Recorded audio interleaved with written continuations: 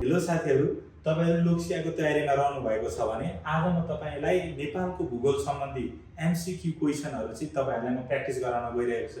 ल हामी सँगै प्र्याक्टिस गर्दै हेरौँ है त। क्वेशन नम्बर 1, नेपालको कुल क्षेत्रफल कति वर्ग किलोमिटर रहेको छ भनेर पहिलो प्रश्न दिएको छ अनि यहाँ हामीलाई ए बी सी डी गरी अप्सन दिएको छ। पहिलो अप्सन 137 141 वर्ग किलोमिटर, बी अप्सन 147 516 वर्ग किलोमिटर, सी अप्सन 151 841 वर्ग किलोमिटर र डी अप्सन 147 181 वर्ग किलोमिटर छ। ल साथीहरु यसको एन्सर तपाईहरु भट्टाभट कमेन्ट गर्नु होला। यसको एन्सर के हुन्छ त भन्दा नेपालको कुल क्षेत्रफल कति छ भन्दाखेरि 1,47,181 वर्ग किलोमिटर छ। ल त्यसैगरी हामी प्रश्न नम्बर 2 मा जाउँ। प्रश्न नम्बर 2 मा हामीले के सोधेको छ भन्दा विश्वको सर्वोच्च शिखर सगरमाथा नेपालको कुन प्राकृतिक वा क्षेत्रमा अवस्थित छ भनेर सोधेको छ। यसको अप्सन के दिएको छ? हिमाली प्रदेश, भित्री मधेस, तराई प्रदेश र पहाड प्रदेश। यो त सबैलाई थाहा भएकै कुरा हो। विश्वको सर्वोच्च शिखर सगरमाथा नेपाल कहाँ पर्छ भन्दाखेरि हिमाली प्रदेशमा पर्छ। ए एन्सर हो। यसको एन्सर के हो भन्दाखेरि एन्सर ए हो। सगरमाथा लगायतका मुख्य गगनचुम्बी हिम श्रृङ्खला नेपालको उत्तरी भागमा रहेको हिमाली प्रदेशमा पर्दछन्। हिमाल जति कहाँ पर्छन् भन्ने हामीले सबैलाई थाहा छ। त्यो कहाँ पर्छ भन्दाखेरि हिमालमा पर्दछ। र त्यसैगरी अर्को क्वेशन हेरौँ। क्वेशन नम्बर 3 मा नेपालको भूगोल अनुसार सबैभन्दा ठुलो जिल्ला कुन हो? यो पनि तपाईलाई थाहा भएकै कुरा होला। नेपालको सबैभन्दा ठुलो जिल्ला कुन हो भन्दाखेरि हाम्रो एन्सर बी हुन्छ, डोल्पा हुन्छ। त्यसको एन्सर के हो भन्दाखेरि डोल्पा। डोल्पा क्षेत्रफलको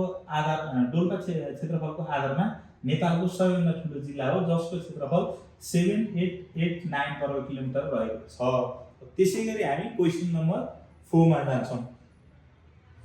क्वेशन नम्बर 4 मा के भनेर सोधेको छ भन्दाखेरि नेपालको सबैभन्दा गहिरो नदी कुन हो? नेपालको सबैभन्दा गहिरो नदी कुन हो? Option A Karnali, B Gandaki, C Bagmati, D Koshi. र यसको एन्सर के हुन्छ भन्दाखेरि गण्डकी, बी गण्डकी हुन्छ।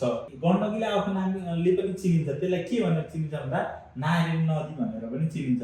नेपालको सबैभन्दा गहिरो नदी कुन हो भन्दाखेरि गण्डकी हो। अब त्यसैगरी क्वेशन नम्बर 5 मा जाउँ हामी। क्वेशन नम्बर 5 मा हामीलाई के भनेको छ भन्दाखेरि नेपालको प्रसिद्ध राराताल कुन जिल्लामा अवस्थित छ भनेर सोधेको छ। यसमा हामीले अप्सन डोल्पा, हुम्ला, मुगु र जुम्ला दिएको छ। र यसको एन्सर के हुन्छ भन्दाखेरि राराताल मुगु जिल्लामा पर्छ। यसको एन्सर के हो भन्दाखेरि सी को एन्सर रहेको छ। त्यसैगरी क्वेशन नम्बर 6 मा हामीलाई के दिएको छ भन्दाखेरि नेपालको प्रमाणिक समय स्ट्यान्डर्ड टाइम कुन हिमाललाई आधार मानि निर्धारण गरिएको छ भनेर हामीलाई 4वटा अप्सन दिएको छ। 4वटा अप्सनमा हामीलाई गौरीशङ्कर, कञ्चनजङ्घा, माछापुच्छ्रे र सगरमाथा दिएको छ। यसको 6 को एन्सर के हुन्छ भन्दाखेरि गौरीशङ्कर हिमाललाई चाहिँ हामीले स्ट्यान्डर्ड टाइम निर्धारण गरी नेपालले प्रमाणिक समय निर्धारण गरेको छ। यसको एन्सर के हुन्छ भन्दाखेरि गौरीशङ्कर हिमाल हुन्छ। नेपालको प्रमाणिक समय दोलखा जिल्लामा रहेको गौरीशङ्कर हिमाललाई काटी जाने 86 डिग्री 51 मिनेट पूर्वी देशान्तर रेखालाई आधार मानि निर्धारण गरिएको छ। र त्यसैगरी अर्को प्रश्न नम्बरमा जाउँ। प्रश्न 7 मा के दिएको छ भन्दाखेरि क्षेत्रफलका आधारमा नेपालको सबैभन्दा सानो प्रदेश कुन हो? क्षेत्रफलको आधारमा सबैभन्दा सानो प्रदेश कुन हो? बागमती प्रदेश, गण्डकी प्रदेश, सुदूरपश्चिम र मधेस प्रदेश। यसको एन्सर हुन्छ डी। यसको सबैभन्दा सानो प्रदेश कुन हो भन्दाखेरि मधेस प्रदेश रहेको छ। नेपालको सबैभन्दा सानो प्रदेश कुन हो भन्दाखेरि मधेस प्रदेश। त्यसैगरी हामी अर्को क्वेशनमा जाउँ।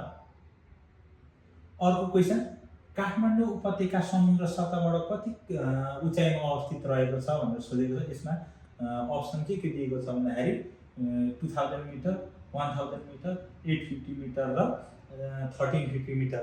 यसको एन्सर चाहिँ के हो भन्दाखेरि काठमाडौँ उपत्यका समुद्र सतहदेखि 1350 मिटरमा अवस्थित रहेको छ। यसको एन्सर चाहिँ के हुन्छ भन्दाखेरि डी हुन्छ। यसको एन्सर के हुन्छ भन्दाखेरि डी।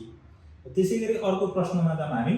नेपालको कुन ठाउँलाई महेन्द्रको नयाँ नामले चिनिन्छ जुन सुदूरपश्चिमको प्रमुख नाका हो? यसमा अप्सन हामीलाई धनगढी दिएको छ, टिकापुर, अत्तरिया र भीमदत्त। यसको राइट एन्सर चाहिँ के हुन्छ भन्दाखेरि बी नम्बरको भीमदत्त हुन्छ। यसको के हुन्छ कञ्चनपुर जिल्लामा रहेको साबिक महेन्द्रनगर नगरपालिकाको नाम परिवर्तन गरी शहीद भीमदत्त पन्तको नामबाट भीमदत्त नगरपालिका राखेको छ। त्यही भएर यसलाई चाहिँ के भनिन्छ भन्दाखेरि महेन्द्रनगर, नयाँ नामले चिनिने महेन्द्रनगर केलाई चिनिन्छ भन्दाखेरि भीमदत्तलाई चिनिन्छ। त्यसै गरी अर्को क्वेसनमा जाउँ हामी। चीन र नेपाल र चीन बिचको सीमामा रहेको प्रसिद्ध भन्ज्याङ कोदारी जिल्ला कुन जिल्लामा पर्छ भनेर सोधेको छ। यसको एन्सर चाहिँ के हुन्छ हेर्नु त। पहिलो अप्सनमा सिन्धुपाल्चोक, रसुवा, सोलुखुम्बु र दोलखा दिएको छ भन्दाखेरि यसको राइट एन्सर चाहिँ सिन्धुपाल्चोक रहेको छ। यस कुन एन्सर राइट रहेको छ भन्दाखेरि सिन्धुपाल्चोक। आजको लागि हाम्रो आज यो जीके कार्यक्रम चाहिँ यहीँ सकिएको छ। यस्तै भिडियो हेर्न चाहनुहुन्छ भने तपाईँहरूले सब्सक्राइब गरेर हाम्रो च्यानलमा यस्तै भिडियो हेर्न सक्नुहुन्छ। धन्यवाद। Thank you so much for watching. See you in the next lesson.